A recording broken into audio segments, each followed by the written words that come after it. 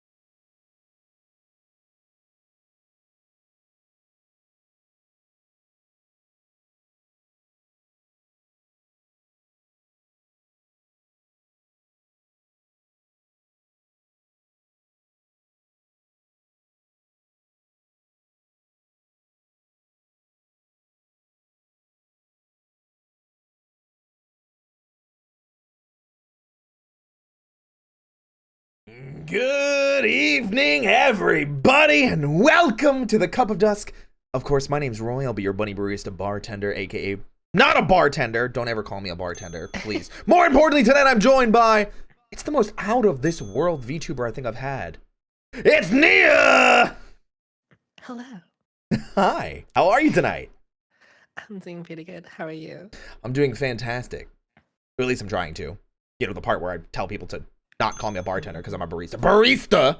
But more importantly, I am curious. I want to start off the night with something strong. Why don't you go ahead, for those of you that are unfamiliar with the wonderful Nia over here, why don't you go ahead and introduce yourself? Tell everybody a little bit about yourself, what you do, who you are, and stuff like that. You know, it's not for me or anything, because I clearly I know I know everything about you already. Clearly. Yeah. So I'm really bad at this part, but Oh no! I believe in you. I got the pom poms ready. Here we go. Yes. Okay. Hi. My name is Nia. Hi, Nia. You may know me as Artsy. I have streamed VRC for a very long time. I've done VTubing for a very long time. I like to make wholesome jokes very often while jiggling back and forth on the screen while not focusing on my chest, mostly focusing on my eyes. Yes. Sorry, where did you say to focus? I wasn't focusing. Eyes. Eyes. Sorry, my bad. Eyes, I was yes, just. yes. I do designing for characters. Oh. I do characters and avatars for VRChat, mostly for myself. I don't like doing commissions. And a lot of side projects. I've worked on games before. One game for myself. I've worked on, well, it's just so many different things. I just like doing whatever the fuck I feel like doing. Yeah. I like that mindset. Yeah. You do you, Nia.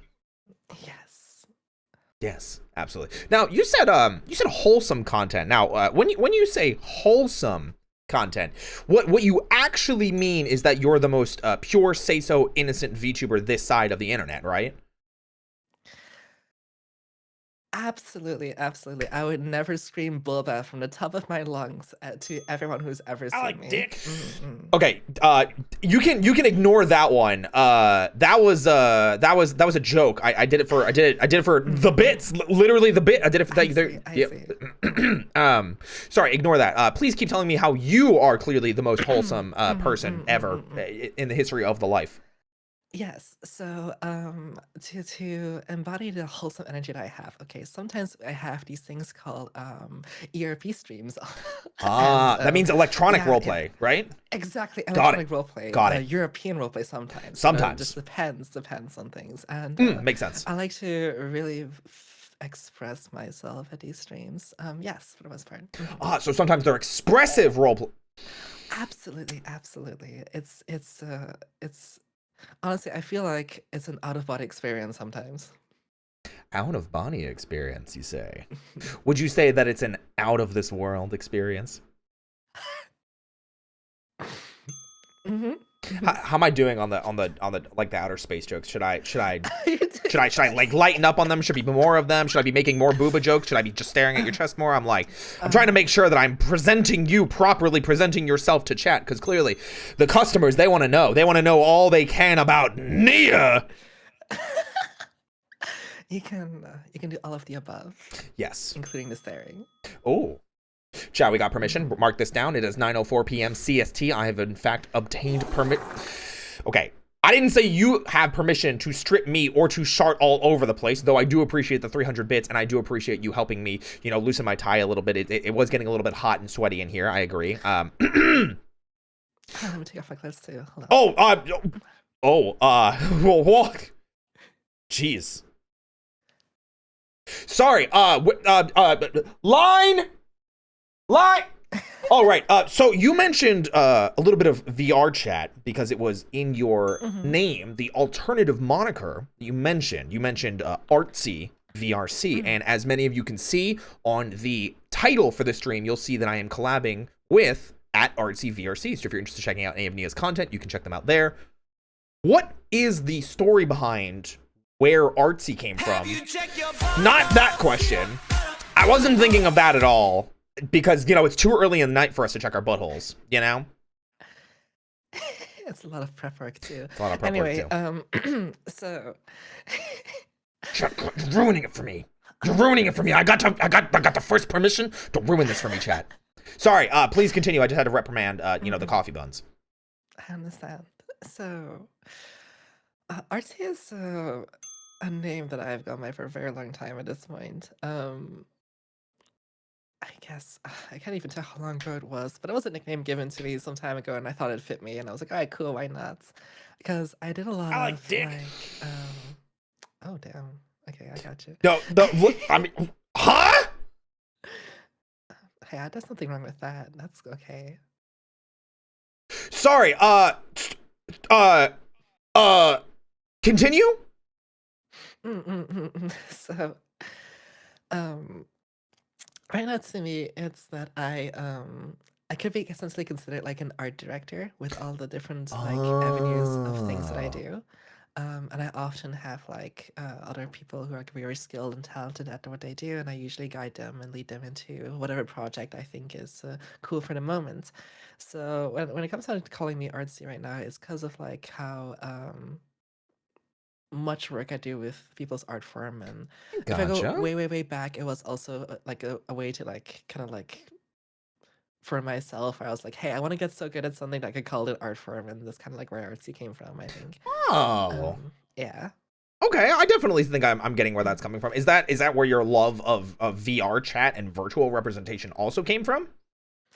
That was before VR chat. I guess when it came down to VR chat and why I started getting hooked to it was where, well, first of all, I saw a video of custom anime models in VR, and I was like, okay, why the fuck would I not be interested in that? I mean, like, right? Yes, I want to do motion capture on the fly. Yeah. I mean, there's only so much movement we can give. I mean, like, I'm shaking back and forth, you know, I'm dancing, I'm excited to be here, but like, you know, it's you know, I'm not bending it back.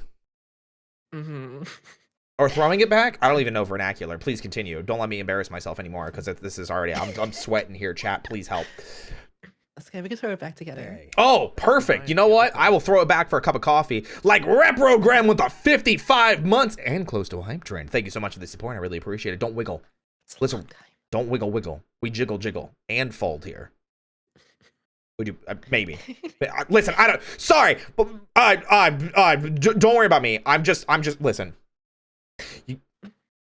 So VR chat, right? VR chat. Yeah, VR chat. VR chat. Yes, Yeah. VR chat. Yeah. I've totally forgot the question. I don't remember what the question was either. Chat, help us! I got distracted by pretzels and booba, and throwing it back with Artsy in VR. It's a lot of ass. I mean, listen. Oh no, I'm listening. Don't listen to me. I'm listening to you. Hold on. Speaking of ass, hold on a second. Regale me. Give me the details. I'm waiting. yes, that reminds me of how did I get into VR chat, right? So True, that's the question. I learned that you can import whatever model you could possibly think of into VR chat. I was like, okay, that's really cool. How about I try making the cutest 2B that I could possibly think of for VR chat, Speaking right? of ass, got it. Yeah, I so get it. I spent some time doing this. I spent a couple of weeks on making it all cool and such. And during these couple of weeks, I got slightly famous. Huh? So like it was like half year before I started streaming, but people started recognizing me very quickly because I was on all the time and I had this cute model and my ass was out and I was also very playful, very excited, and I would host parties and I'd hug everyone on site and I Hold was on. very excited. Hold on. And I was I gotta slow this down for a second. I agree with Pika Pilot in chat. Can you for chat, clearly I know exactly what you mean by slightly famous, but for everyone else, including Sigmund, good evening. What is what is slightly famous? What do you mean by slightly famous? Okay, well, VRChat at the time had about like 300 active users per day, Ah, right? So um, everyone kind of knew each other, and I was cute and innocent. I was like, hey, what if I hugged and added every person? I mean, not that part. No, that's not chat. Listen, not don't that. worry about it. I understand you would never possibly. Chat, you're ruining this for us. Stop.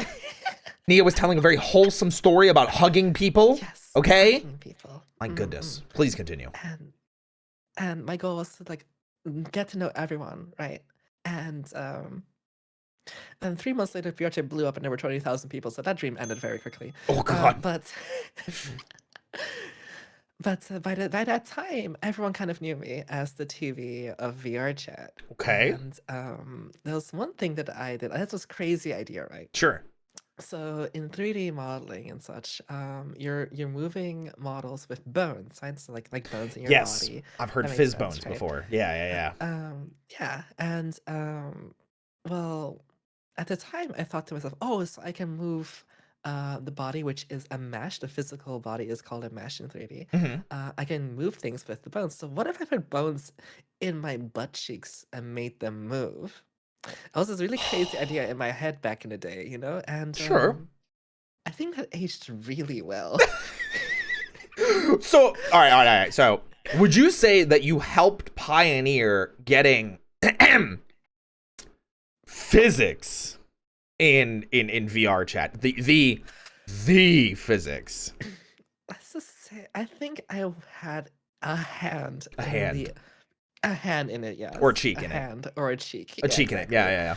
A cheek in it. Nia made history. It sounds like you made cheeked up history on a Monday night. My goodness gracious. It is in fact a Monday night. There we go. I can make that joke. But no, that is actually incredible because I've had a couple people that oh my god. I have I don't want to finish that statement. Dicks aside, don't look at me like that, Nia. I can explain. Don't judge me yet, okay? Listen, it's not the After Dark menu yet. I don't have to explain that to you. It's not After Dark. Okay. So I have had a couple people on here, dicks aside, that have had their start in VR chat. And a lot of them have mentioned, like Johnny, how things used to be and kind of the uprise and the upcoming of VR chat and the things that have changed. But you are the first one that has actually told a story about something you had a hand in changing, or a cheek in changing in this case. There's a few other things I did too at the time. It was like kind of really an era of discovery because there were so many things undone. Like there was not even a camera in VR chat at the time. Whoa. Private rooms didn't exist either. There was a lot of things that didn't exist at the time.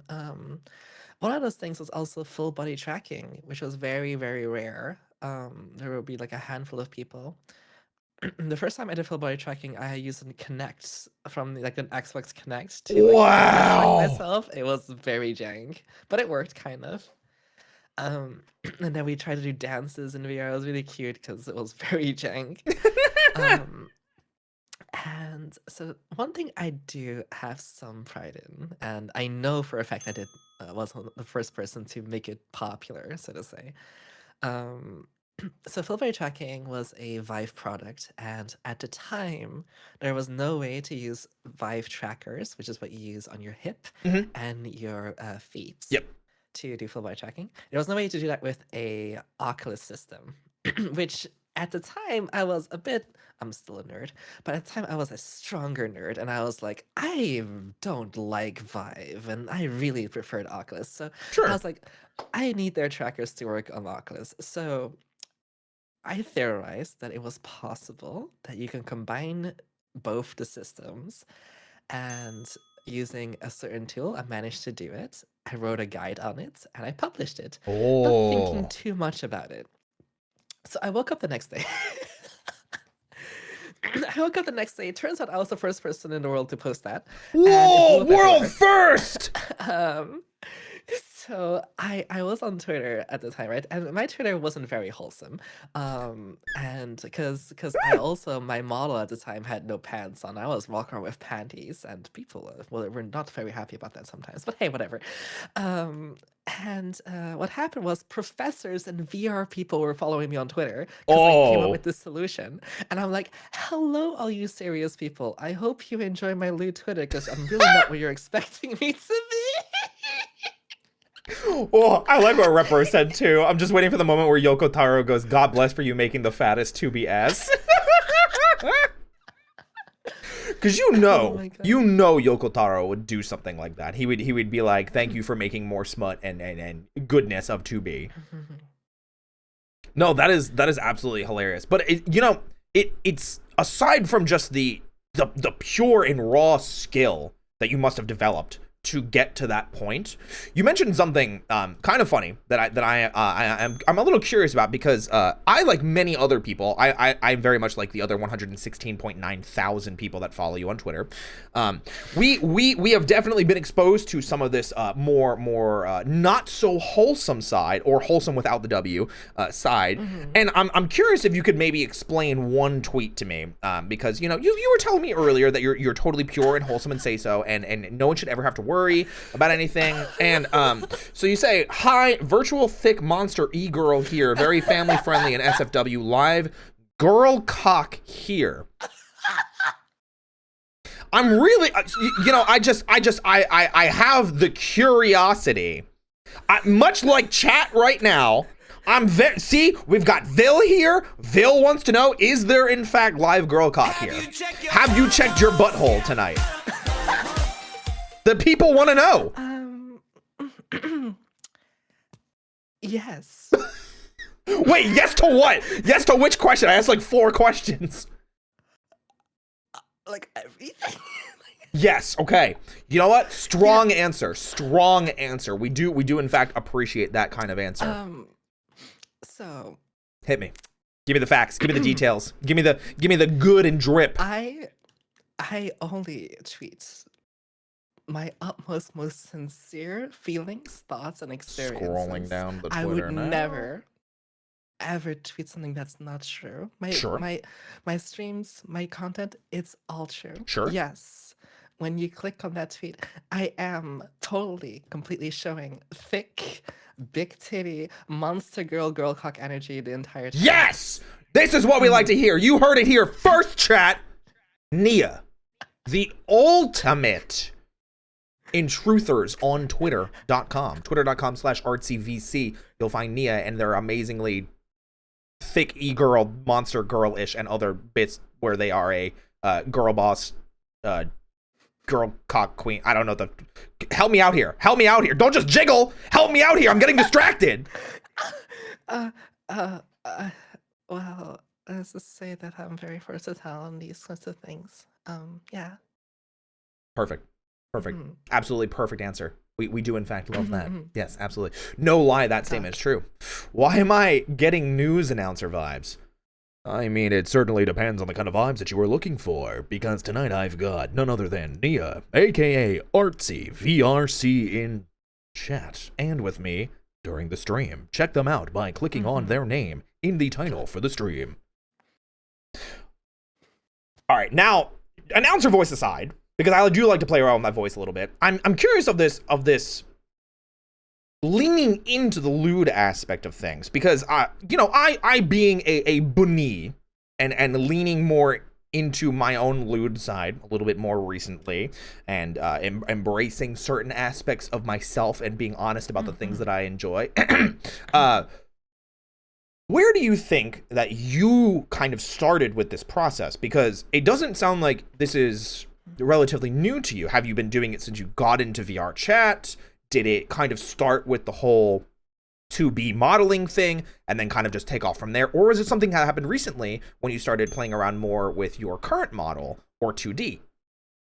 So it's a little more complicated than you might expect, actually. Listen, we want to hear. The people at home, they want to know the details about Nia, the most boss-ass alien bitch queen this side of bunnies. Go.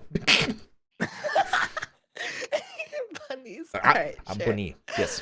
So, well, I started out, in my point of view, not that lewd. Sure. But more lewd than everyone else around me. Okay. So, imagine VR chat 2017, 2018, where being a bikini was considered dangerous. Okay, the Wild West, got it. Yeah, like you might get banned if you're too revealing in a bikini or something. Oh, wow. Or and one of the things I thought to myself was like, hey, why don't I just post pictures on Twitter as if, what people post selfies on Twitter in real life, but with my VR chat model, right? Sure. And that worked really well. That was also not common at the time. It turns out that when I designed my first character in Blender, that I decided that she shouldn't wear any panties. Oh, no, not any pants. Hold on. Oh, sorry. I meant pants. I was totally just enamored by the story that I was just like, yeah. Don't wear panties. Yeah. No, I'm there with you. Yeah. Listen, I'll wear the panties in this. It's okay. There we go. Okay, thank you. Yeah, got you. And so a lot of people were kind of scared of what I was doing, and they were like, you're so lewd and revealing, you're gonna get us banned on Twitch. And I may have gotten suspended once or twice at the time, but oh no. But in the end, nothing happened, and I made a prediction. I was like, all of you are going to be very lewd by next year. Oh, the lewd foretold. And 1 year later, everyone was more lewd than me publicly. And 2 years later, now it's very normal to be half naked in VR. It's very common. It is extremely normal to take pictures online. But you can still get banned for it if you post something too much, of course. But for the longest time, I was simply just expressing myself. And it ended up just being my fashion sense, that being, if you can call it fashion sense, I think it's my fashion sense that ends up like just glorifying, kind of like making the skin pop more, the body shapes pop more. I just love how certain types of clothing really pop, nice features like titties and ass and shit. See, I wasn't gonna say it. Yeah. So I'm glad that you said it, because I didn't want to seem creepy even though I got permission to. But I am in fact happy and agree with you, because skin tight like bodysuits, like the one that you're, currently presenting in and things of that nature, I do firmly agree that they do in fact accentuate anyway, please continue your story. Huh? So I was saying,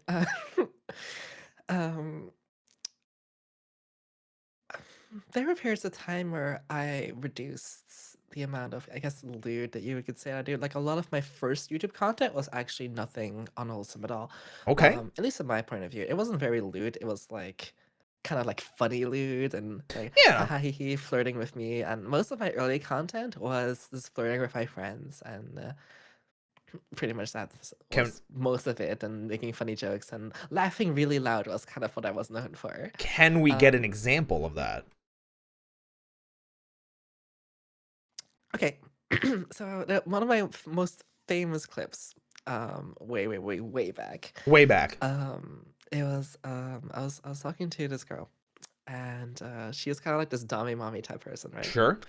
And she's talking to me in Japanese, something like Oh. "Ara ara koneko-chan," kind of that sort of energy she was For giving me, free? right? And I was like, I was playing myself. I'm like this like shy person, right? Well, at the time I was a femboy, so things have changed since then, And I was like, uh, uh, uh, uh, uh, uh, book of virgin desu. No.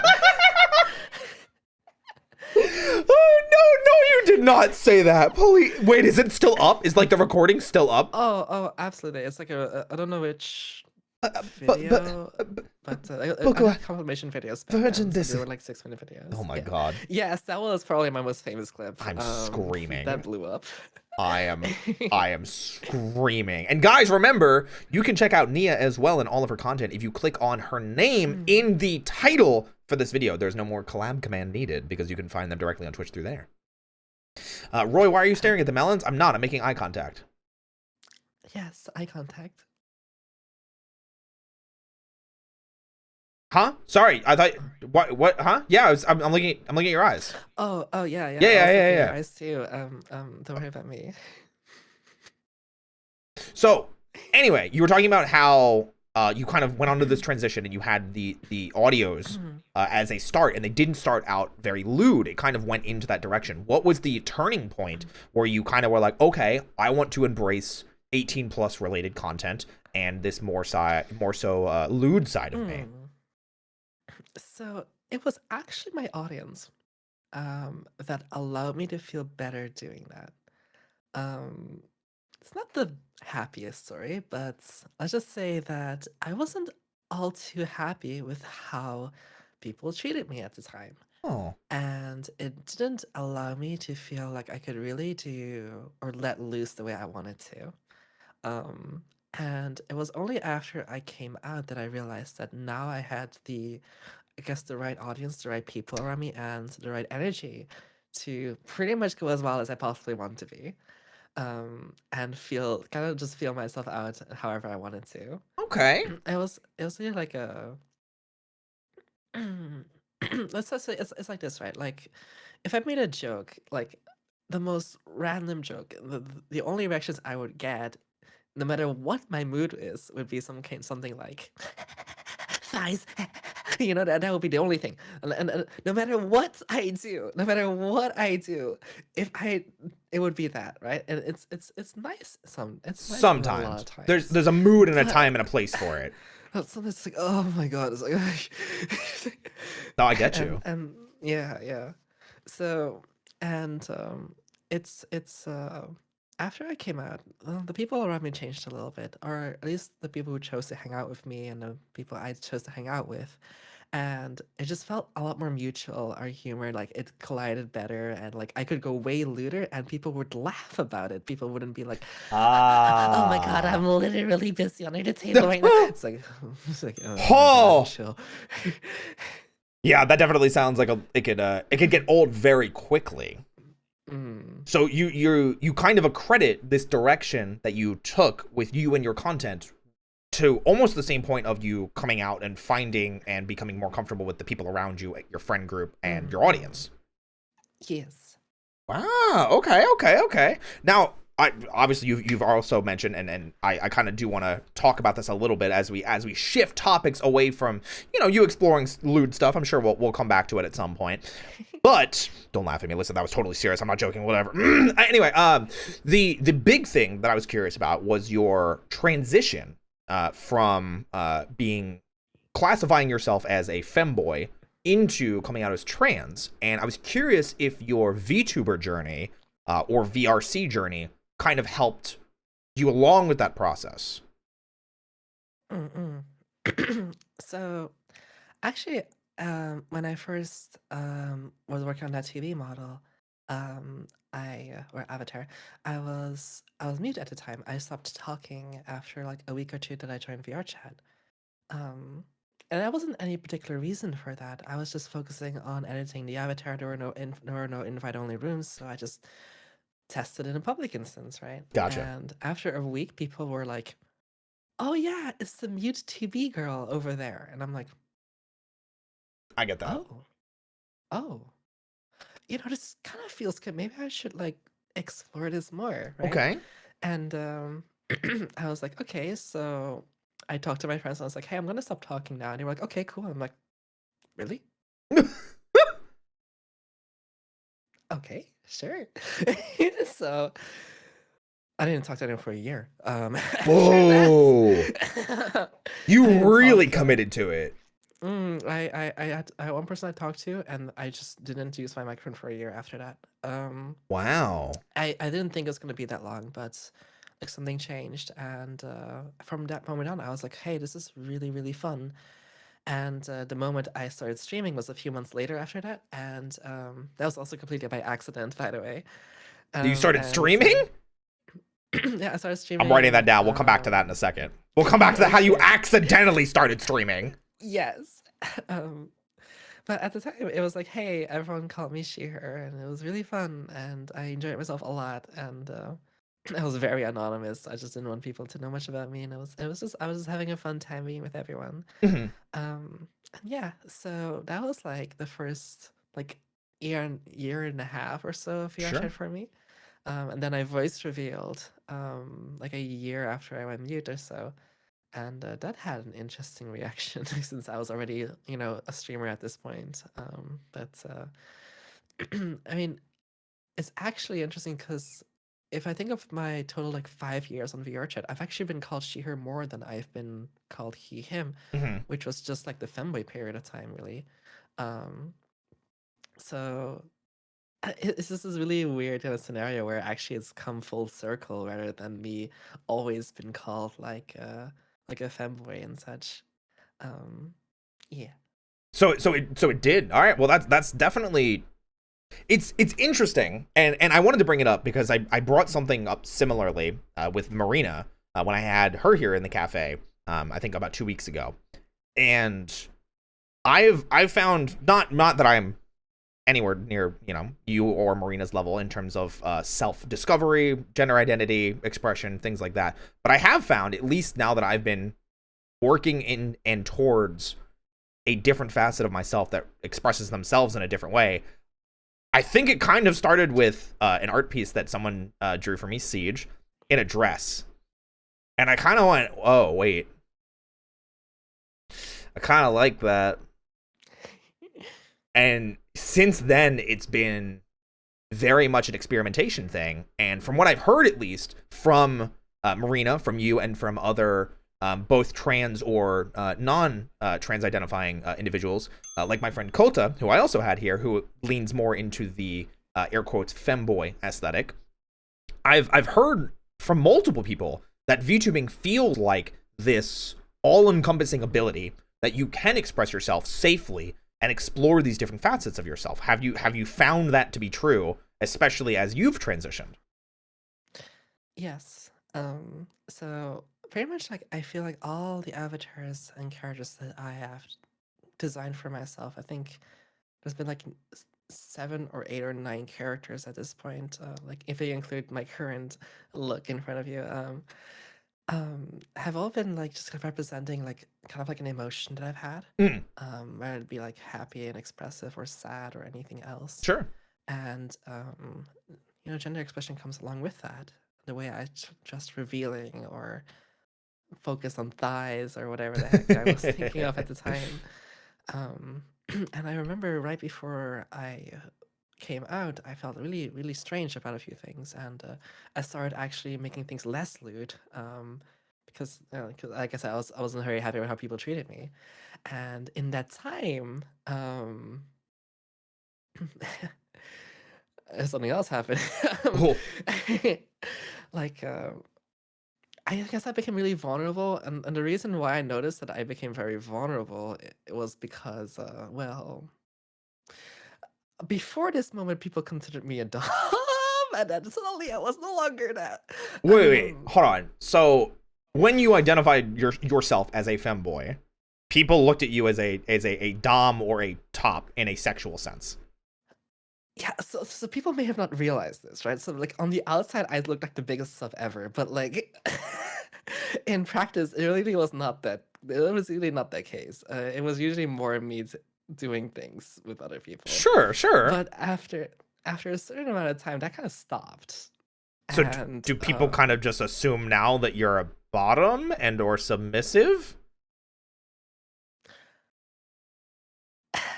let's just say, have you ever heard of like the idea that someone could be so much of a bottom that they could be dom because you Yes. want to be dommed? Yes. That's Like the power me. bottom aesthetic.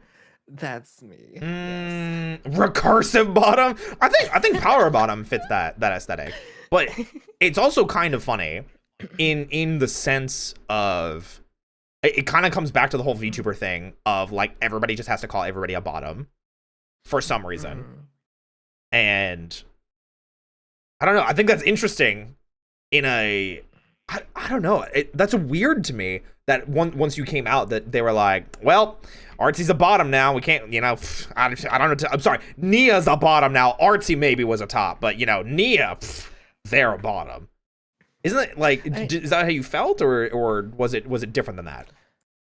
I know it was part of the thing that happened like around that period of time, but it wasn't, of course, the only thing that happened at the time. Sure. But of course, it's funny to say top bottom all the time. Of course, it's a little bit simplified than how it actually is between two people. It was the models I was doing at the time. Like I was making them a bit more vulnerable. I was changing how they would look a little bit. I was like having the hair was over my eye a bit more. I was going for skinnier rather than thick models. And I had this one model with like class, this cute. That was actually wait, that was a bunny avatar. Wait, are you trying to say all bunnies are bottoms now? No. It's okay, I'm a bottom. I don't take offense. Oh, hey. Anyway, so why did you say it like that, huh? Hello, no, because it's like surprising. It's like almost like full circle. Wait. Like, oh, this bunny avatar kind of made me think about things. Oh, okay. I thought you were like, wait, that's surprising. You're a bottom. It's like, is it? No, because we were talking about how like the avatars make you feel different, right? And like I was going through various avatars, and this one bunny girl was so cute and so like it made me. I looked at the mirror and I was like, yo, this is kind of what I want to feel like all the time. This is how I want to look like. This is kind of how I want to be. This has been the most comfortable I've been in myself, you know, looking at myself. And later that week I was like, I gotta close stream because I'm feeling a lot of things right now. And oh, you realized it midstream. It was. No, I realized it the day before stream, and then I tried to stream the next day, and I realized midstream that it was bothering me, and I couldn't like do anything anymore, pretty much.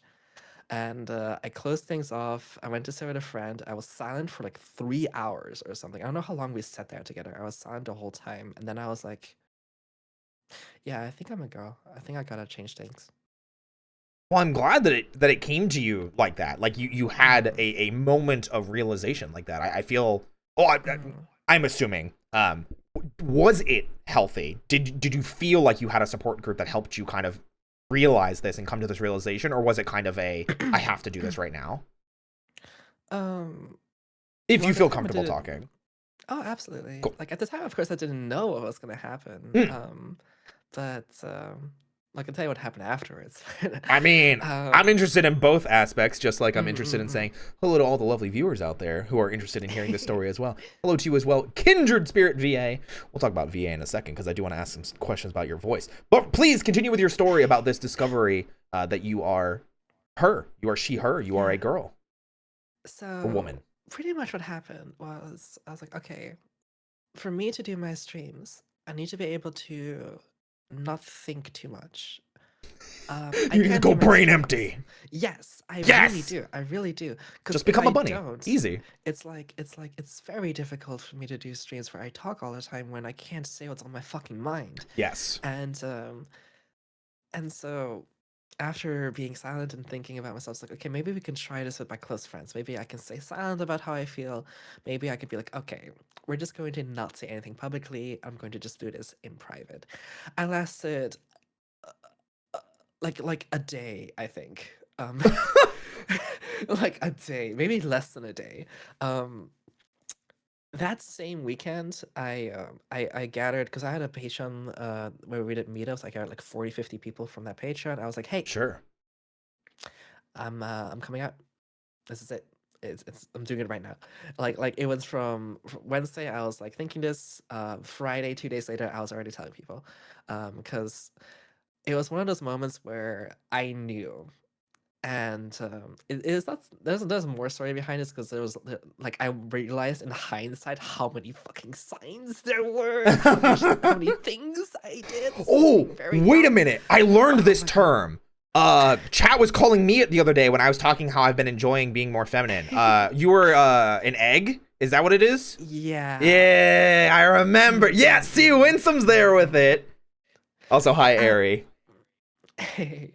It's I would be a little bit careful with that because I feel like sometimes it's used a little bit too fast and a little bit too often. Hey, my apologies. I only just learned about the word. Thank you for correcting me. Yeah. it's sort of like the moment you do anything feminine, it could be that immediately everyone will see that kind of thing, you know? I see. So it's like I want to be sometimes a little careful about that sort of thing. Gotcha. But for me, like in that time, I realized, oh yeah, I've only been doing this my entire fucking life. That's crazy. Actually, now that I think about it. Wait, how did I never realize this? Oh fuck, you know, kind of thing. Oh my god. So I came out to like 50 people that same weekend, and I planned to come out to my stream the next Tuesday. Turns out that Tuesday was Pride Month, like the first day of Pride Month. Let's go! It was kismet. It was meant to be. Yeah, and I didn't know until like a few hours before it happened. I am so happy for you. I am so freaking happy for you. And so the thing is that I never made it about me coming out, right? So that stream was supposed to be a Nintendo type presentation where I was going to present all the types of content. Wait, I remember this. Everything. I remember. I was there. I was watching you then. It was the Artsy Direct, like somebody said in chat. Yes, it's the Artsy Direct. It was supposed to show all the things we were working on and the music and the projects and all these other things because we were doing so many things, right? And at the end of the stream, I was like, so okay, listen up. I'm gonna drop you a fanboy. I'm gonna drop the boy from fanboys. It's gonna be femme. I'm gonna come out. It's gonna be she, her. Don't worry too much about it. We're gonna do the same content. That's all, everyone. Bye bye. That was it. That was I focused it entirely on my content. Came out at the end and left. That was it. I posted it on Twitter. I went to fucking sleep. Oh my god. I feel like that was the best possible like decision you could have made. Just like Kratos subscribing for 12 months was the best decision they could have made. Thank you so much for the support for a whole year. Holy crap. Whew. Even Realist remembers that. That was a legendary moment on the internet. At least for me getting into VTubing and being a fan of yours, because I was watching you and I think I remember when you first debuted the 2D cow femboy presenting or identifying model at that time, that when you were calling yourself that. I remember that, which was what, like 2020? Yes. Oh gosh. 2021, I think. But yeah, 2021 actually, yeah. It feels like a lifetime ago. So I was probably naive, thinking that this would be just whatever, right?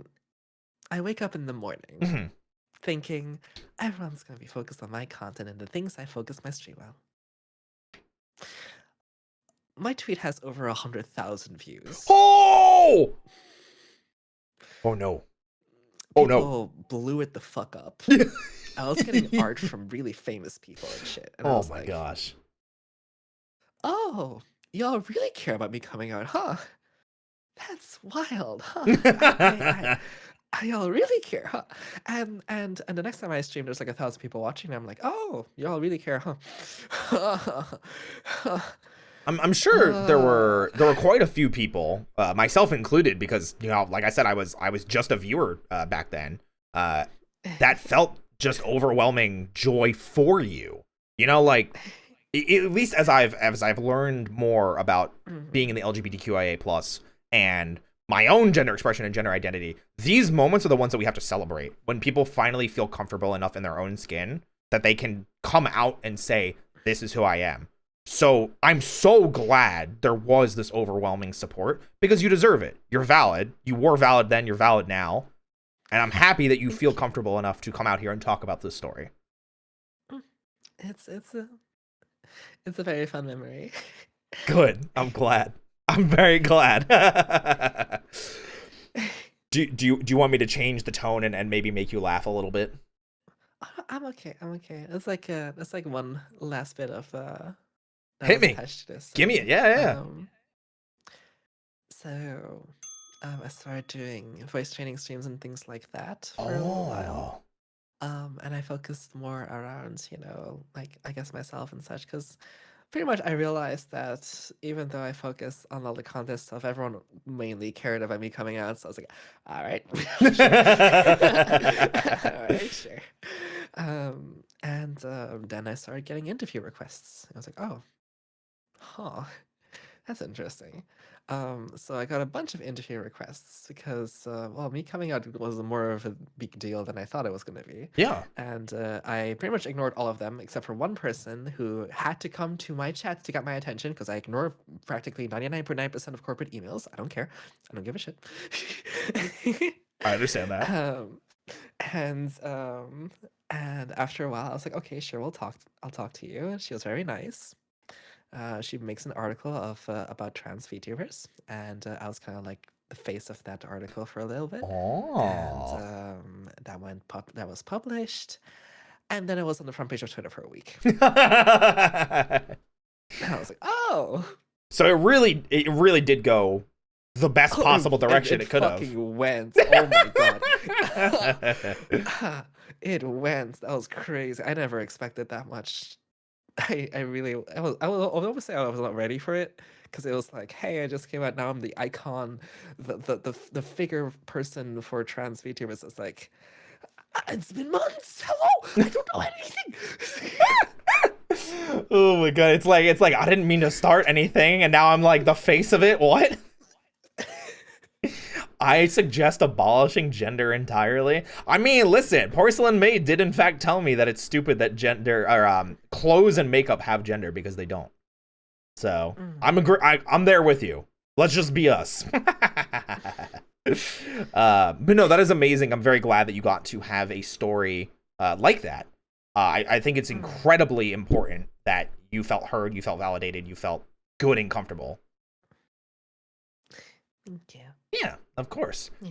Now, what time is it for me? Well, it's time to tell about my coming out story as being bi, because I do want to tell this to you because I think you'll get a laugh out of it. Okay. So, me being the stupid person I was almost a decade ago, had this realization back when I was in high school of had just broken up with my first like major girlfriend, and they broke up with me for being too nice. And so I had the kind of like, if I'm too nice for girls, am I too nice for guys? Maybe I like guys and I should be with guys. And then I thanked your narrator for 5 cups of coffee. True story. Thank you so much. I appreciate it. But then I started being like, I wonder if I like guys then. Literally because someone broke up with me for being too nice. So then for the next year or two, I was like, no, I'm like bi, which I'm now pan. But I came out on April Fool's Day because I forgot what day of the week it was.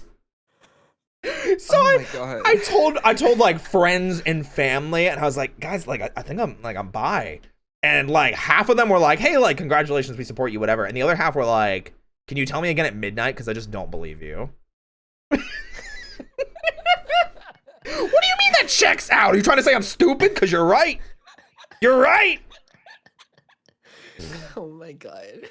And that is how I started my journey of the LGBTQIA plus. Hey. Oh gosh. But so moving on from coming out stories, especially your transition and taking over Twitter for a couple days or a week or however many weeks. You mentioned voice training, and it's something that I was curious about because I've been training in voice acting for a bit now, like actually taking lessons, and I'm really excited to dive more into voice acting. Is that the type of work and voice work you're talking about, or do you mean more so that you felt comfortable within your own identity? voice training is at the time it was pretty much I called it trans voice training. So what we were doing was figuring out how to sound more feminine in a Sure. ways, you know, like and sound more, well, as we call it, the kind of a cuter voice, that kind of thing, and sound more the way I want to sound, For the sure. more, you know, so I want to sound and such. And you know, started very simple with basic practices and such, and well, I did that for a couple of months. It's pretty brutal. Let me put it. It's pretty brutal to keep it up for a very long time. I can But imagine. mm-mm. Do you wanna try something? Yeah, hit me. Do you happen to have like a bottle cap next to you anywhere? Like, No. hmm. Well, here's a little example, right? Okay. So I'm gonna drop my voice a little bit. Sure. So Sure. there was a little trick that we used to do back in the day. I'm listening. So you get like a bottle cap, right? You can kind of hear this. Sure. And you put the hollow end into your mouth, on your lips, not in your mouth, but on your lips, to get a good breath. And then you hold the breath while you hold it against your lips. And then you start adjusting like your lips, your mouth, and like your throat until the sound becomes like different. Like Yeah. this. Yeah. And then you start talking once it hits the higher pitch, and then you get a different effect from your voice and such. That's one of the earliest tricks that we learned.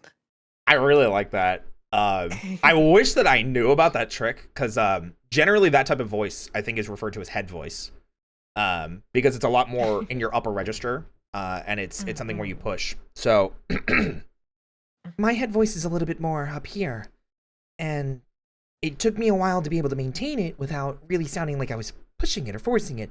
But at least in the voice acting aspect, I tend to call this my anime protagonist voice, because even though I sound a little bit more cute and things like that, I definitely still have a typically masculine finish to it because of, I think, that what we've come to expect from anime and anime protagonists. But no, I definitely understand what you mean. Nice. Oh, thank you. But I 100% understand what you mean. Literally just from your explanation of, oh god, it's hard to maintain. Yes. If I had to do an entire stream of, I don't know, I think it would be pretty difficult to do this for an entire stream. Like even right now, it's like I could put a lot more effort into every single word I say, but I'll probably get tired very quickly. Yes. So yes. Don't listen to him, he's lying. About what? Not being able to do it for an entire stream? I don't know why I would. I would have to make it like, oh, that's right. One of the things I used to do was voice act, playing through things like Ace Attorney. So I would voice every single character, and I think that was where I really fell in love with it. But there were definitely times where I had to like play for like 6 hours at a time of reading every single piece of dialogue, and sometimes they were child characters or feminine characters, or just had to bust out a voice. And this was always the one that was like the softer spoken voice that ended up being hard to maintain for a really long time, and then it just got easier because I did it so much. So now I'm here with this voice that I can bring out, I guess, whenever I need to.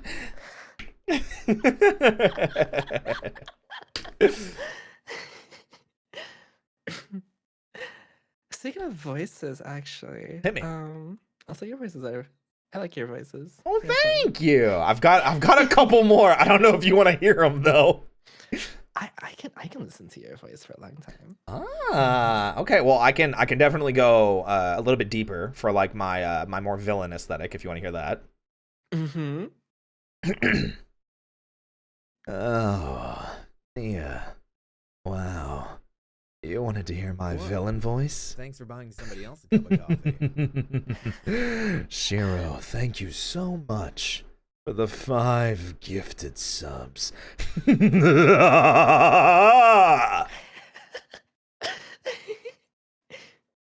like that, something like that. That's really fun. But it sounded like you were gonna ask me something pertaining that. Did you have a question or a lead in? No, it was actually about myself. Hit me. And some other friends I used to have. So there was another reason why I stopped talking early on, like way, way, way back, is because I was getting a lot of attention from my voice, and I mean my masculine voice, because well, it sounded good to people. Sure. In fact, our voices are actually like I had like this friends group where me and this other girl and this other guy, um, we're kind of known for our voices and how they affected people, and people were getting really fucking horny for us. And we all related in the fact that it kind of bothered us in the long run, like how Oh, we it were only kind bothered of you. recognized for our voices, and we had like no other Ah, attributes that anyone would see. So we would often just go mute in places, even though everyone gets, crazy for our voices. gotcha. And like we did completely different things than what people would expect from us. Because like you kind of have like the idea of like, oh my god, you have like this voice and it's like so amazing. But like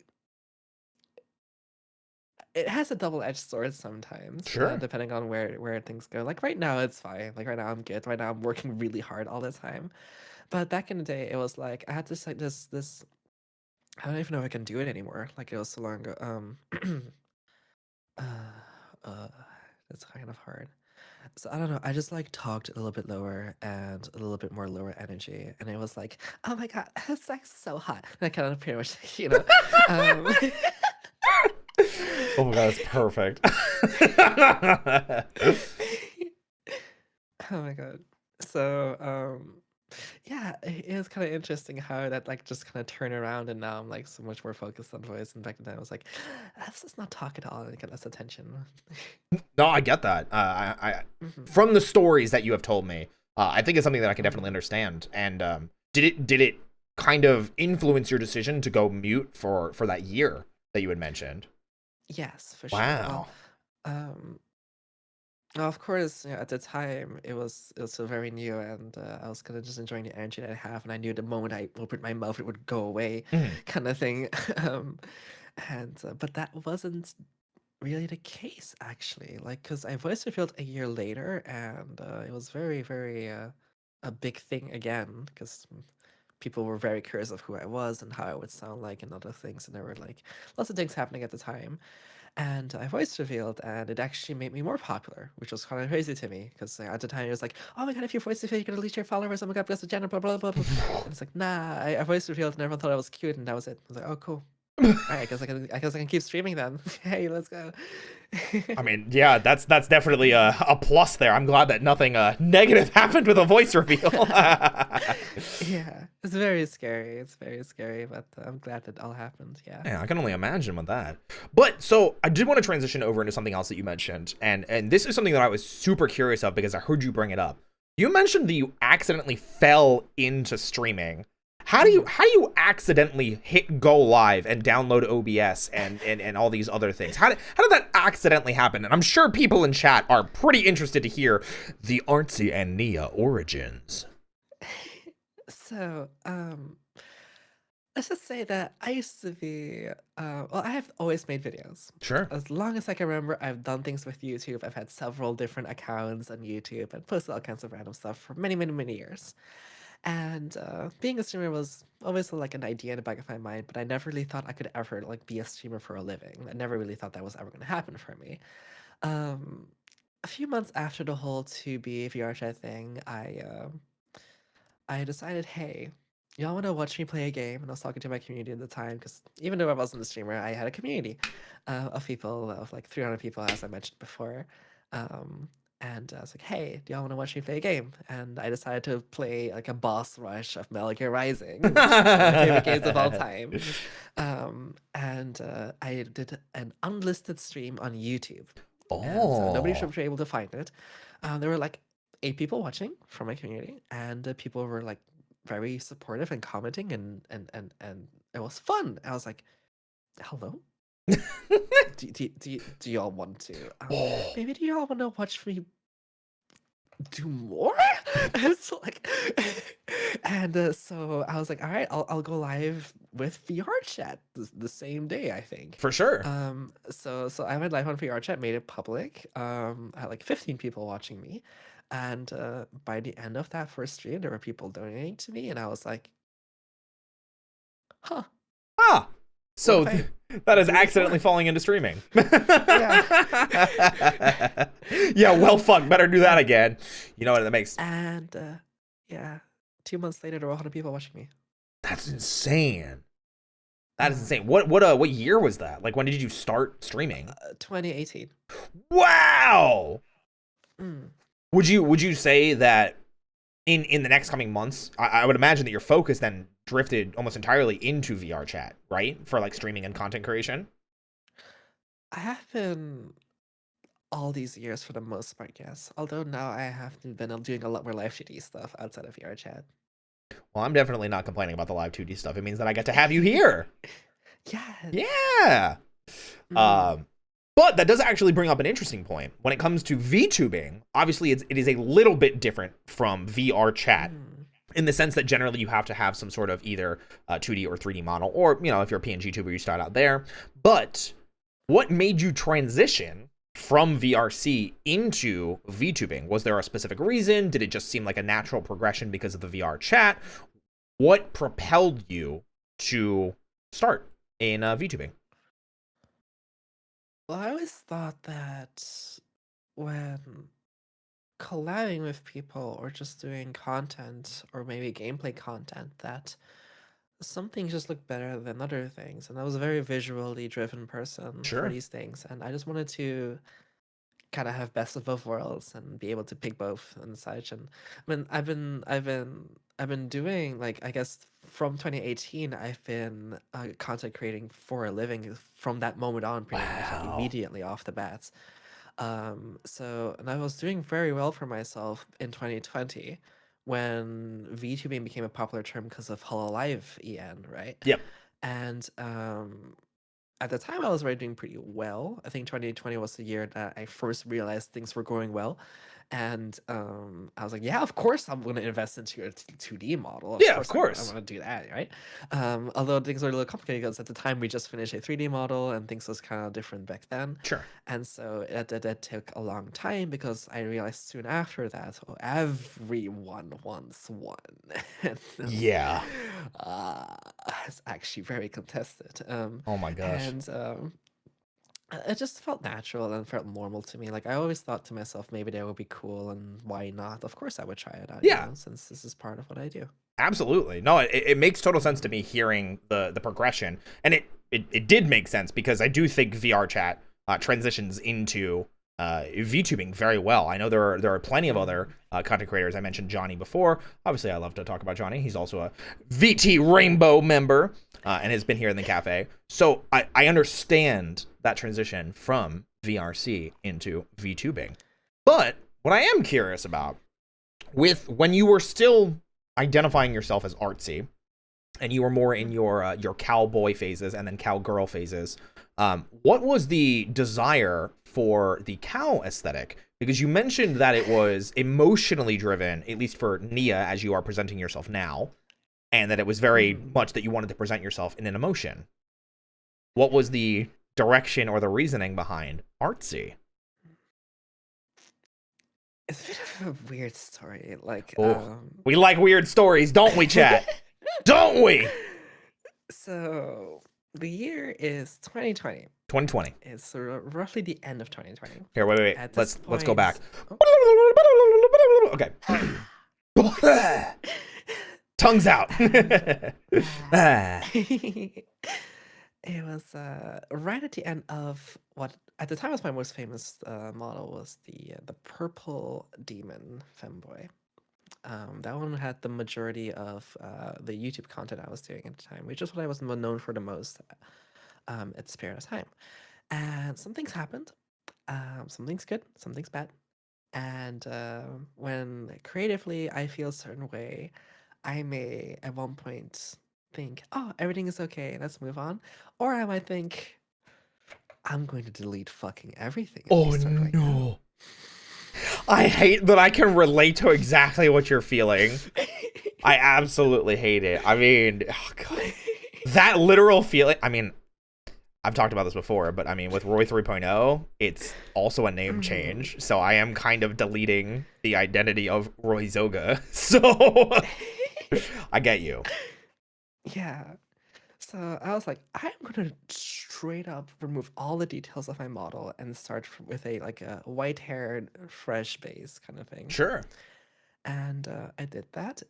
It immediately got good results or good like reactions from people. I also started changing my content. I went from very big rooms with a lot of friends to streaming by myself in a VR chat room to chat and talking to chat a lot more. Um, and that was already so. Oh my god, so much time has passed since then. That's I crazy. was going to say, yeah, it feels like a lifetime ago before I even got into VTubing. I can't imagine what it's like for you. Yeah, and so bit by bit by bit, I was trying to figure out what I wanted to do next and how I wanted to design things next. And I started to add and remove things, add and remove things, add and remove things. And eventually, half a year passed. And I still had the white hair, and had these. And I started adding maybe like horns and such, because I didn't have these horns at first. And then I started adding this tail, because I didn't have this tail at first. So it was like a purple demon still, but with like white hair and such. And then everyone was like, "Oh, it's the year of the cow." And so Ah. this part here, this part is like the not personal part. Like at this point, I was still exploring, and I thought, I'm just gonna cosplay a cow one day because it's the year of the cow. Why not? Why not? Right? So That was a good year. The year of the cow. Yeah, it was supposed to be cool It's a actually. good year. I was just like in Unity and Blender where I do all my edits, and I was asking people or my friends for some textures, which is what you do to modify how things look. And by the time we were done, I was like, yeah, this is the kind of idea I have for a cow outfit. Let's go live now. Let's go. And that stream blew up so much, and I was like, y'all just want me to stay this way, don't you? So it kind of like blew up in like creative way where like I started like changing like my background, and that was just like this whole creative moment. It was just a creative blowout. I was just rediscovering how I wanted to do things. I was like working on things myself, and I really felt like, because the model I had before that, we were working with like a team of people to make something very original, but I felt like in the end it was too influenced by too many people and not enough influenced by me. I definitely know that feeling. So by the end of it, it turned out something that was beyond me, I think. And that's why this was like an era of self-discovery, and that peaked at the Fanboy Cow, and it was also by far my most popular model for a long time. To this day, I still see it walking around because people ripped it. Oh no, that's gross. Chat started calling her Moocubus too. Oh. Yes, Moocubus. I like that. Was that? Oh, no, at first, people, the community started calling themselves the Mufia at first. The Mufia? Yeah. Perfect.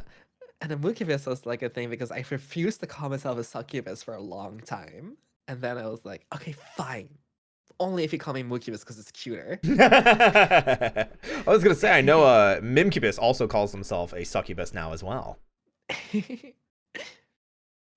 But so that transition, and it sounds like a very long process of developing this Moo persona aesthetic to yourself, and then you stuck with it for so long, and then as you discovered more about yourself, you created what you currently look like. And I do remember the explanation. Correct me if I'm wrong. You decided to go with an alien, particularly because you felt like an alien sometimes in situations. Was that it, or did I misunderstand or misremember?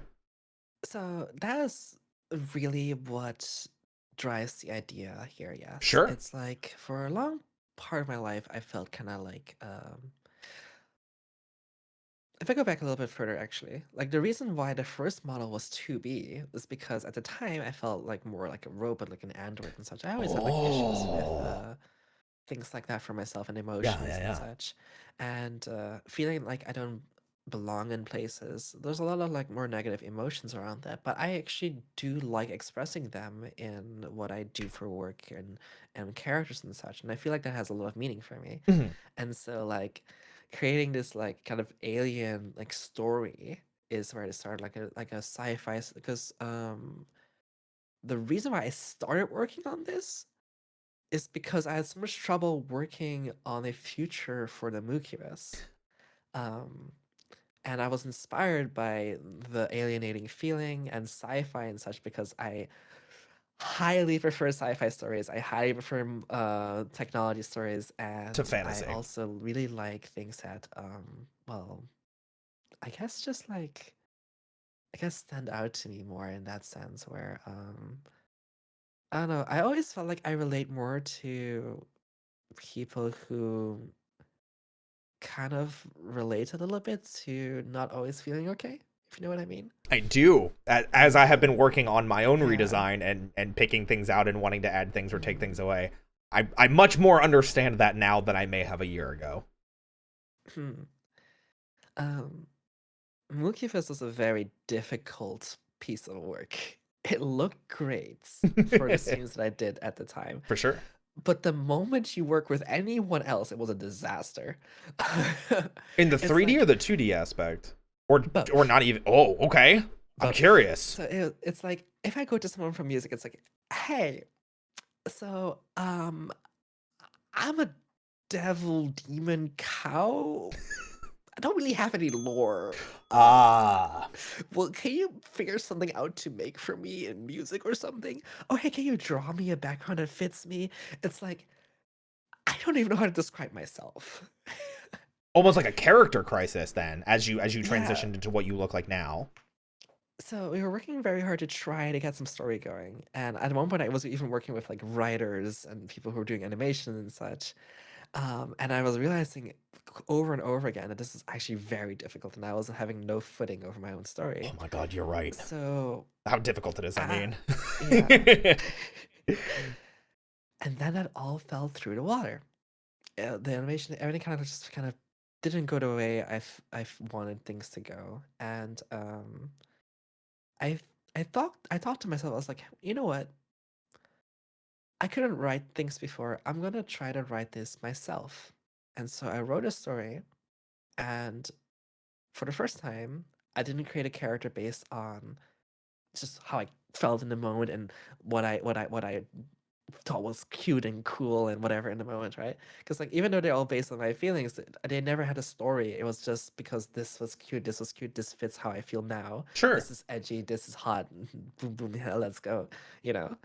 This time I wrote a story first, and based on my story, this came out of it. Okay. I wrote that story a year ago. Yes. It took almost a whole year. No, I It get took you. almost a whole year. I get you. Yeah. I feel like sometimes you have to go on those moments of self-discovery, or even sometimes hit rock bottom, before you can kind of start to figure out who you are and who you want to be, and the direction that you want to move, especially with VTubing, because of how important of a self-expression medium it is, where you are the character. You know, you are Nia, I am Roy. These characters are us. And it's important to have that feeling and that sense of, you know where you're going, you know what you are, you know what you're about. And we put ourselves into these characters. We put ourselves into these identities and these personas to share those experiences, to share what we're feeling, those emotions, those stories like you're sharing with us tonight. And very much like you were saying, how you have what you look like now, that emotion. It's important to be able to portray that emotion. I like that. That's deep, as the cool kids do in fact say. I do like it deep. I do in fact. Now let's shift gears a little bit. We've been kind of on a more of a serious kick. Not that that's a problem. I very much have enjoyed getting to know you a little bit better, Nia.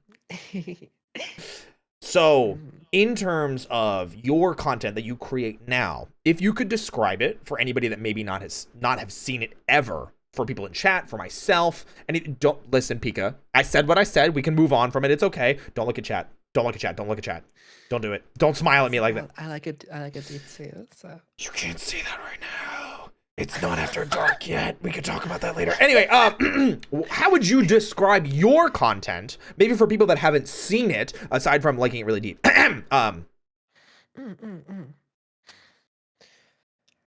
Okay, so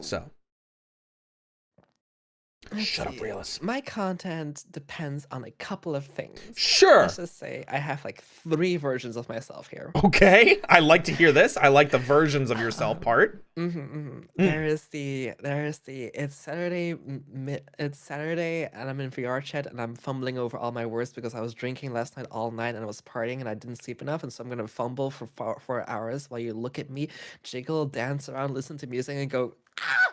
Pretty much. That's like one of those days for me. Yeah. Sorry, I heard you say jiggle. What you yeah. Jiggle. Yeah. Sorry, Yeah, continue. So what I do is I just like seduce chat for 3 hours and then do nerdy shit for the last hour. Wait, hold on a second. I'm down for the first 3 hours, but honestly, what has me more so like, huh? The nerdy shit. I'm a little bit, hold on. Wait a minute. What do you do that's nerdy for 3 hours? Hit me with the details. Depends on what is on my mind at the time. It could be PC tech, VR tech, or just anime or movies or whatever fan base or games. It could be almost anything, honestly, whatever it has my mind going. But I could be, you know, it could either be like I complain about Dragon Ball Z a lot. Wait, I do too! Wait, hold on. Oh my god, yeah. How do you feel about Dragon Ball Super? Good. Hit me with it. Oh my god. Really? Hit me with it. Hit me with the hot. Hit me with the good. The only thing good out of Dragon Ball Super is the Broly movie. Everything else is hot garbage. Let's go! Oh my god. You're so goated in that take because I think Super is really not enjoyable. I genuinely don't. So fucking bad. The only reason why people like it, what Ultra Instinct is because of the fucking music. That's the only thing that's carrying that form. Now, I have a hot take for Dragon Ball as a franchise. And I've usually been yelled at because I started with I hate Dragon Ball Super or I dislike Dragon Ball Super. I think Dragon Ball GT got too much hate. I think Super Saiyan 4 is goated. Like, super goated. I thought it was super fun. Sorry, like Super Saiyan 4 was kind of cool, yeah. I'll give it. It's like when you look at it, but it's also like it wasn't great. But when you compare anything to Super, everything looks great. That's all I'm saying. I'm not trying to say that GT was a 10 out of 10. But I am trying to say that it wasn't a 5 out of 10. It was like a 7, maybe a 6. You know, Super Saiyan 4 was the only good thing we got from GT. What about Gogeta? Gogeta originated from GT. We didn't need the Patora earrings. We got Pan. We got future Trunks as an actual person instead of just time traveling again. I'm just saying.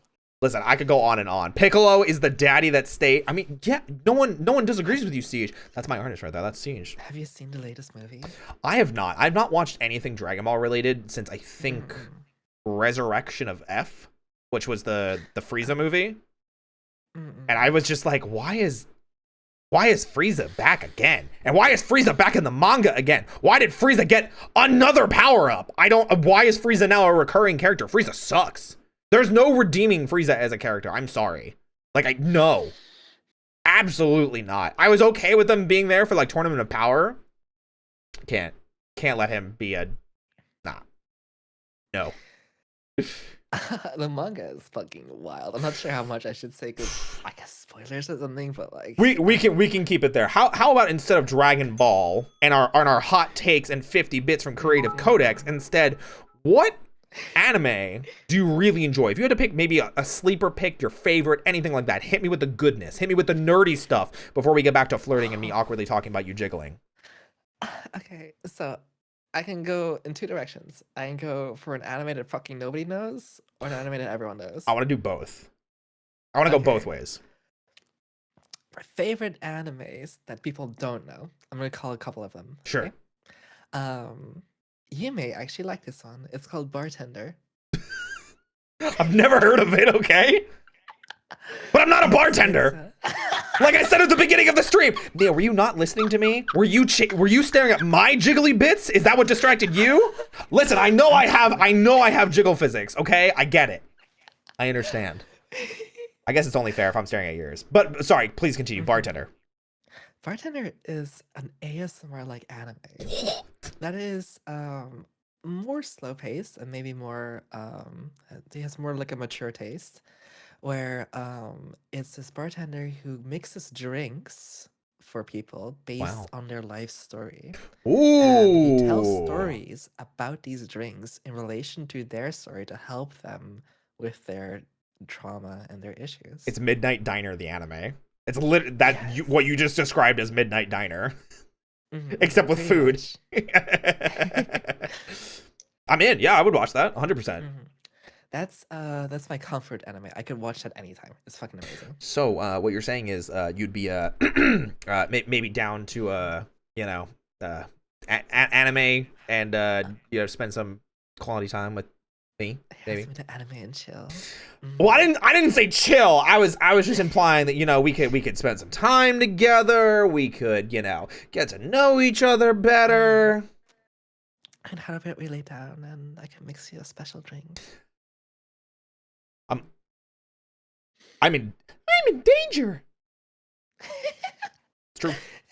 Roy doesn't have any chill, so no chill. That's true. I don't chill very often, but I would chill for you.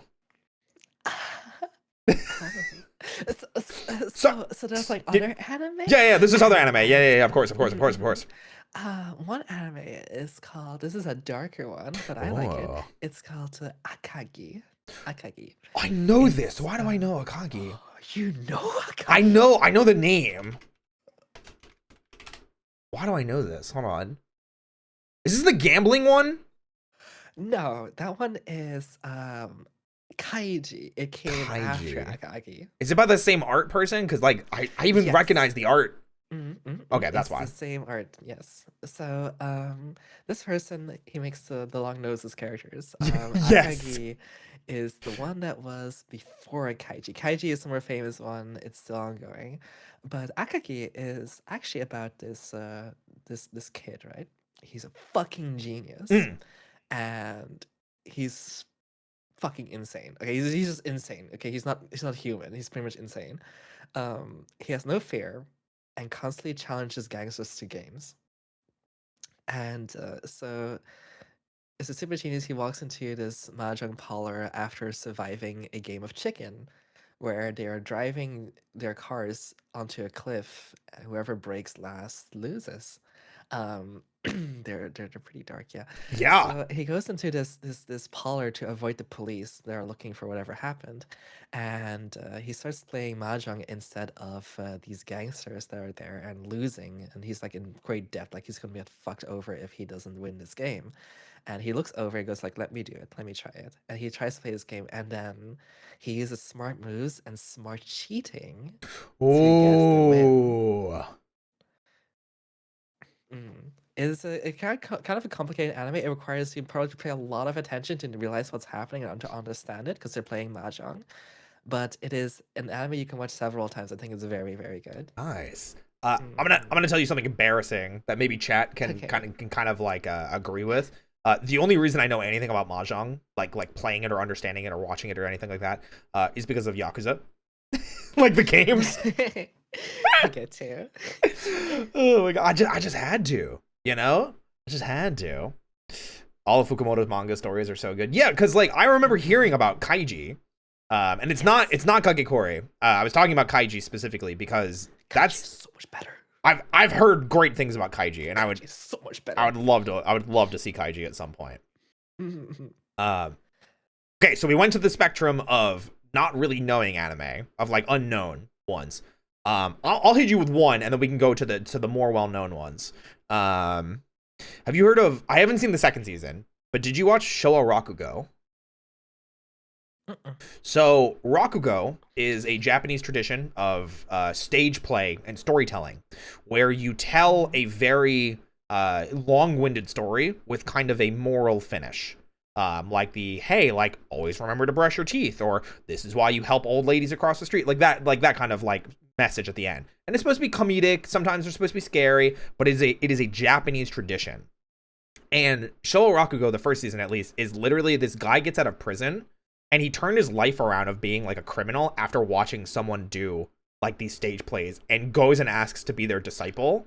And then it's a flashback in the entire season about the master's like life and how he was like grew up during World War II and why he learned stage play in the first place. And it's like, whoa, it's so dramatic and so good.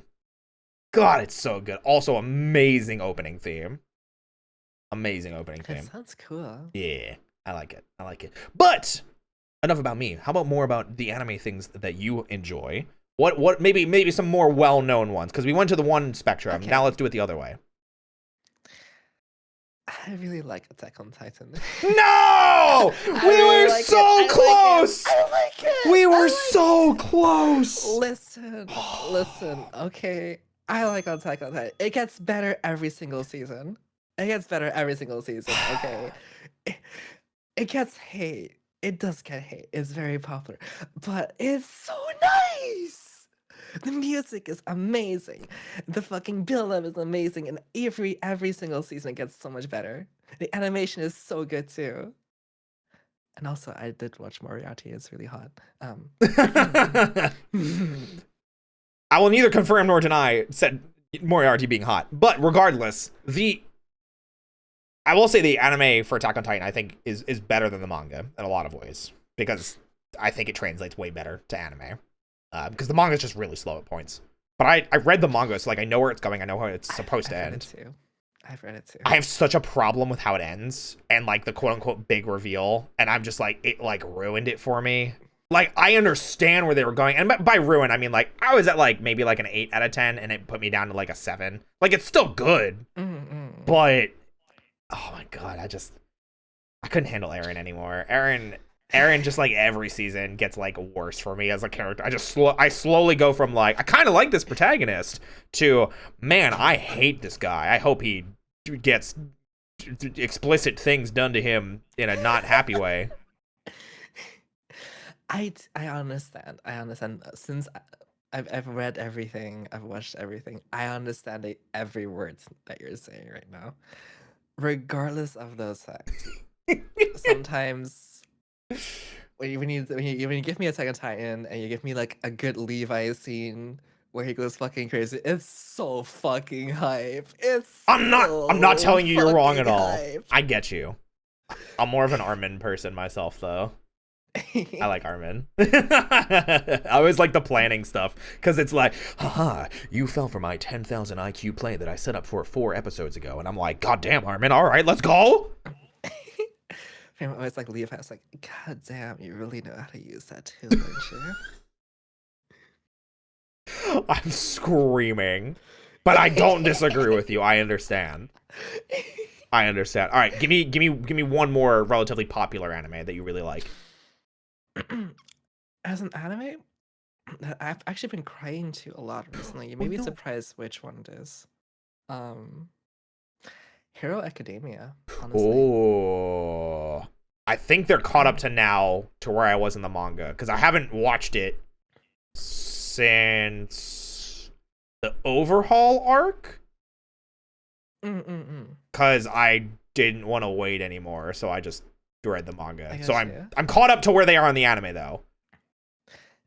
Yeah, so god, it's just every time that like the recent events in Hero Academia just feels so like heavy and weightful and you're in emotional and yeah. Oh my god, I just get so invested. It's so heavy every single time. Oh yeah. It's more like I really started to feel for the show once Endeavor had like his first like moments, I guess, like when he beat the first big Nomu. Oh yeah. And it's that was the animator was so intense. Oh yeah. And it was like, oh my god. It's funny because I think I actually talked to Taka about this, or at least maybe in passing I heard him talk about it. I don't know, we've talked about anime a lot. Regardless, Endeavor is always a really interesting part to me, because like, yes, he is a piece of shit for everything that he's done, but he's also a really interesting character, because he's not looking for redemption. He is just looking to be a better person now. and maybe to like right some of the wrongs that he's done in the past. And that's interesting in writing, because it's so easy to be like, that guy over there, yeah, you see them, they're a piece of shit and you should hate them. But the hard part is, yeah, that guy over there, they're a piece of shit, but they're trying really hard not to be. And that's interesting to me, especially where they are now in the manga or in the anime, because of the things that you've just experienced. Yeah. So I get you. I get the draw of My Hero Academia. I understand. Yeah. I also really like the English dub. I think they kill it. They crush that English dub. It's so good. God, let me try to think of. I struggle with anime recently with trying to keep up with everything, you know, because there's just so much to watch. But again, I'm watching Blue Lock. oh, the soccer anime, right? Yes. I've heard it's really Blue good. Lock is like if anyone here plays competitive games or you want to practice for any sort of gaming thing, it is the esports anime. Okay? It is the esports nerd anime. The way the characters talk about improving is so like you could just replace soccer with the word Overwatch and it would work. Yes. And that makes me so happy though, because like I love Haikyuu. Haikyuu is like my ride or die Haikyuu's sports. amazing. Yes! Haikyuu's the best thing ever. Oh my god, I love you even more now. Haikyuu is my favorite sports anything ever. Like, yes. favorite manga, favorite anime, absolutely. But seeing people all excited for Blue Lock, I'm seeing like the same emotions I had for Haikyuu. And I'm like, yes, it's happening again. We got another thing like this. I'm so happy. I have like 2 favorite scenes from Haikyuu. Sure. That like made me emotional. Hit me. I know what one of them is. I might know where both of them are. It might actually. Okay. Go ahead. Let's start with I don't remember his name actually, to be honest, but the glasses. Tsukishima. Yeah. When he pulls off the first Block. big block. Yep. Yes. Yep. And he fucking screams. It's like, ah! Yeah, because he never really shows emotion before that. And now it's yes. It's so good. Oh my god. It's such a good part. It really is. So amazing. And what's the second one? So, the bald guy, the side character. Tanaka. Yeah, he has like this moment where he misses every single shot for like the entire episode. And he like visualizes this like mountain ahead of him because everyone else is so much more talented than he is. And how he's just average. He's just a normal player. And he's like struggling with the idea that maybe he shouldn't be asking for the ball anymore because he's like losing and he's like missing it all the time and everyone is so much more talented than him. And for me, that is such an emotional moment because that's kind of how I saw myself for a very long time. Maybe even to this day, I'm not too sure anymore. But I always look at this mountain of like, wow, there's always so much more to overcome. And it's kind of hard sometimes to, regardless of losing 6, 7, 8 times in a row, you still raise your hand and ask for the fucking ball to Yeah. go again. And that's what he does, and he fucking nails it, and it's like... Oh my god. It makes me so happy seeing you guys all excited about Haikyuu. Oh my gosh. Perfect date. We nailed it, chat. We got it. It was foretold. Now, neither of those were the parts that I thought you might be talking about, which makes me happy because now we get to geek out about 2 more parts. Hell yeah. So my first favorite part was the end of season 1 when they lose and they're all having food and they're all just sobbing and they're all just sitting there eating food, just crying. Yeah. I loved that because as someone that also has played volleyball and someone that has, I mean, like anybody that has done anything competitive and really, really wanted it, you know how much it means to put your heart and soul into something and fail. And it was that on a screen. It was that emotion just turned up to an 11 and just watching them all be like, it didn't matter that we gave it our all, we still lost. Yeah. And that hurt. That hurt a lot. Good? Yeah, I remembered something. Hit me. a long, long time ago in an undefined era of my life. Okay. I like where we're may going. have, in a different name and a different identity, I may have competed in games before. Ooh. And, Interesting. I may have won a few games at one point. Ooh. The most famous game that I won money at is For Honor. Oh, okay. There's other games that I won and was like pretty good at for a very long time, but For Honor is the only game that I think people will know of. It was very interesting because it was a very short-lived period of time. It was roughly when the game was first released, and also during the alpha phase of the game. Gotcha. It was me and a couple other people who were like pretty good at the game, and we built a team of 4 people. And he did not want to play against me. Oh. You did not want to play against me. I had no regard for honor. I had no regard for It was not for honor. I would ruin your fucking day. Oh my god, it's not enough that you won. You had to make sure the other person had a bad time. Because I would not win normally. I would use every exploit in the book to make sure you cannot do anything. That is hilarious. I freaking love that. Honestly, just seeing you talk about the stuff that makes you like the stuff you're passionate about, that's what I love seeing. I love seeing you light up and like get really excited about the stuff you're talking about. I'm remembering this certain moment. Okay, so it was the finals of this tournament. It was the finals. It was a 4v4. It was early in For Honor, and so the rules were not completely like set in stone yet, right? It was the first tournament. People didn't know how to balance things yet. Oh no! At least not in the rule set. So I was like, hey team, hear me out. Sure. I think I can contest 1 control point for the entire game by myself. I was like, how are you gonna do that? Well, listen. In For Honor, there's a mode called Dominion, and in the early maps, there's like these 3 control points, and you get 1 point per second. I believe if you control one of the points, you get 2 if you get 2 control points. You know, sure. The basic things, right? Yeah, domination basically. The big balance breaker here is that you can negate the points if you contest the point. So if somebody captures the point and you just contest it, it actually negates the points. They get 0. That's a huge problem. Oh, that's a huge problem. So I realized this, and I was like, listen, the way you catch up to enemies in For Honor is not very good. The tracking is not very good, and you can actually dodge most people if you go around a pillar or a corner or something. So I had a particular path in mind that I could just run around the enemy control points, and they would never catch up to me. They would need to get 3 people. Yes, I would sit there, and they would have to run the 3 people to catch me. I ruined the finals. We won by fucking like a landslide. It was funny as fuck. I cannot believe that. That blows my mind entirely. Oh my goodness, I love that. Is that kind of where? Because, like, I know we talked about it briefly, either at the beginning of the stream or off stream.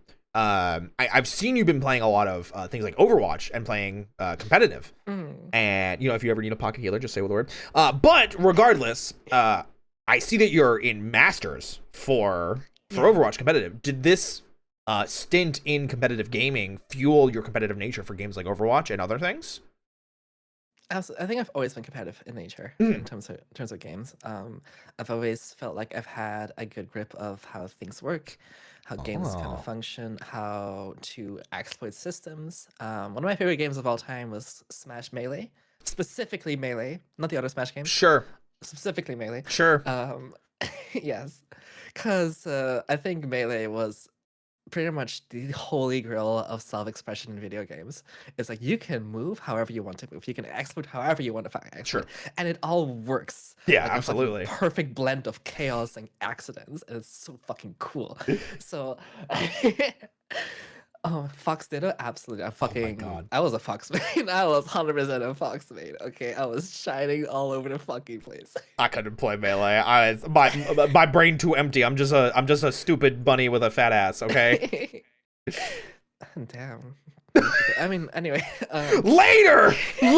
Listen, we can talk about it all you want later once the lights go down. Okay. But please continue about your love of. Anyway. So yes, I love games where you can express yourself. That's why I didn't play For Honor for too long, because after a few months, I realized this game is it's fun casually. It's very stiff competitively. It is not what it's not what people made it out to be for an actual competitive money games. It was very stiff and very broken, but for casual play, it was fun pretty much. Oh, I get you. I get you. So once the game came out, we had I had played one more tournament, I think one or two more tournaments, then I pretty much dropped out of the game, for other reasons, like whatever. But like I said, I wasn't the person you wanted to fight against, right? It So sounds like it. Or the opposite, and I you really wanted to fight against you. there was a teammate that I had, and he was considered the #1 duelist in the world at the time, and we were cool with each other. We were like just hanging out, and For sure. it was a 2v2 tournament, and I decided we should call our team Salt and Tilt. um, and so we went to the game, played the two lowest tiered characters until we would lose into losers bracket, and then we would try. That was the idea. Oh my god. So No. we played 2-3 matches, lost, and then we're losers bracket, and then we took it all the way to finals and won. You were just that much better. Yeah, Wow. it was- I can understand now why it was Salt and Tilt. I really do understand that completely. I get it. Makes sense. Makes total sense. that was the last time I competed for money, I think. So that was a long time ago for me. Gotcha. No, there was this one game called Absolver. I did that for a tiny bit, but nothing really came out of that. Have you ever played, aside from Smash, fighting games? Yes, I have casually played many fighting games, but surprisingly, traditional fighting games don't really work for me very well. Okay.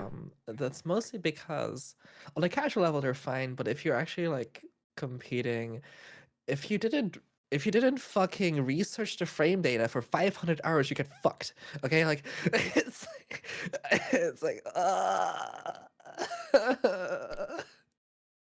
So you're not gonna be mad at me that I'm a frame data monster, are you? no, it's fine. It's not. You know what? I play a Guilty Gear Strive. I main Potemkin. I'll grab you twice. You know that's fair because oh god, I got big. Hold on, I'm here. I'm sorry. I hit the wrong button. I was trying to undo everything. No, listen. Whew, at least I didn't put on the apron. Jeez, that would have been bad. Listen. Anyway, no, I didn't get too excited about getting grabbed by. Actually, hold on a second. Maybe I do want to get Potemkin boosted. Anyway, I actually don't play Strive. I tried. I did try and get into it. It is too much going on for me to like want to actually sit down and try and learn, because I've played fighting games for like 15 years now to like a competent knowing how to play the game, knowing frame data, knowing traps, things like that level. And most of that is 2D fighting. So like Street Fighter or King of Fighters. But not anime 2D fighters, which are a whole different beast. I understand. And I did try and learn Bridget, because Bridget is my favorite Guilty Gear character. I love her outfit. I love her. I love her mood, everything about her. I even have cosplay art of me as her. But the thing I'm hoping is that Street Fighter 6 seems to have really, really good like public opinion. Like, people are getting hyped for it, and I'm like, hey, Nia, do you want to, I don't know, maybe sometime play Street Fighter 6 when it comes out? Sure, fine, sure. Yeah, I'll make you a deal. We can watch whatever anime you want some night, and then another night we can play Street Fighter 6. Well, okay, I mean, if you really want me to handle you personally, I can make some time for you. I would like that very much. I like that very much.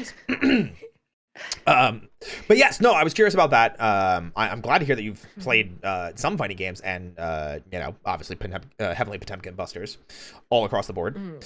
No, that's great. Now I'm curious. Do you have anything big coming up? Do you have any big plans, content-wise? Any big projects maybe you could spill onto us? Any fun audios coming out? Any fun YouTube stuff? Because I know you've talked about like RP stuff and audios. I don't know how much of an ASMR you get into. So, here's the thing, right? Yeah. I could name a bunch of things that are in my head. Oh. But I'm in this phase where it's like, I have all these ideas. Why haven't I started on any of the ideas yet? Maybe I should start working on them. I definitely get you on that, especially in the sense of like Buying a cup of coffee. ASMR, because I tried it once, didn't feel like it was my cup of tea, and then someone just, I started talking to somebody about doing a co-ASMR stream with them, and I'm like, wait, this actually sounds kind of cool. Hold on a second. Maybe I do like ASMR. Huh. Or RP stuff, you know. I did some funny ASMR recently where I like, because I have the microphone and everything too for the ears, and I'm just like, hey everyone, I just wanted to tell you how much I enjoy you. Let's go to the back of my store here and get some of my great goodies, like these chicken nuggets I'm gonna eat in your fucking ear. How you thought I was gonna do something to you, huh? Absolutely fucking not. You're gonna listen to me eat these fucking nuggies. Oh my god, I'm That's screaming. right. I actually just on stream and I bought nuggies just to eat them on the fucking ASMR mic for half an hour and then fucking cuck everyone. Anyway, We're learning a different side of Nia tonight, chat, and I think I'm still here for it. I think I'm still here for the full package anyway. But so nothing you want to specifically mention maybe within like the next couple of days, like anything fun, big plan? no, I could only say the ideas I have in my mind, but in reality, nothing has been done yet. All right, no so- problem, no problem. All right, then, well, when is the next stream that everybody can catch you? Tomorrow. Tomorrow. What are you doing tomorrow, and when? So that's like I'm gonna have to calculate what time that is, but it's 3 p.m. CET, Okay. European time. Usually that's when I stream. And I haven't thought of what I'm gonna do tomorrow yet. Let me think of something right now. Do something with bunnies. I'll probably do just chatting. Oh. And I'll probably talk to chat. And maybe I'll flirt with everyone a little bit more than usual. Ooh. If I could be awake for that, I would, but I think that's like prime sleeping time for me. Probably, yeah. No, I want to get flirted with extra by Nia. This is bullshit. What the hell? Oh my goodness. Nia, thank you so much for coming out tonight. I really do appreciate you not only sharing your story of content creation, your identity journey in the LGBTQIA+, and just genuinely being a huge blast to have here, shoot the shit with, Thank you. talk about going on hot, cute dates with, and things like that. So, That's been really fun, and I think you're very cute. aww. Well, I think you're cute back.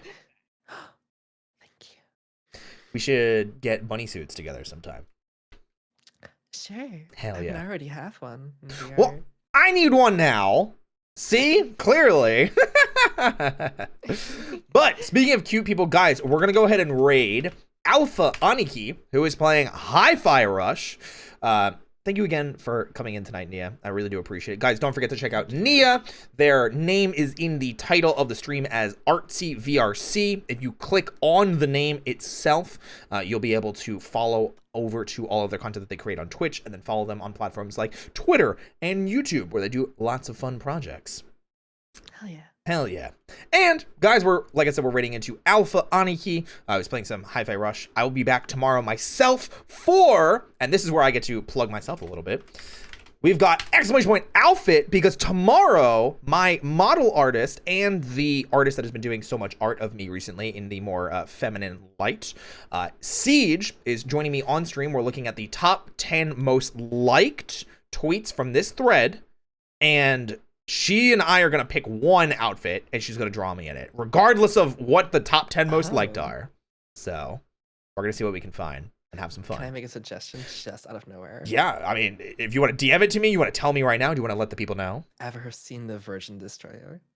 Yes, actually, I'm gonna let you in on a little secret and this little teaser for chat.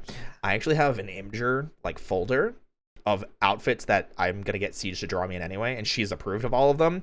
The Virgin Destroyer is in there, Oh, hell yeah. so it'll be coming soon. And speaking of coming soon, we gotta get over to Alpha Stream, guys. I'll see you tomorrow. Have a good rest of your night. Goodbye.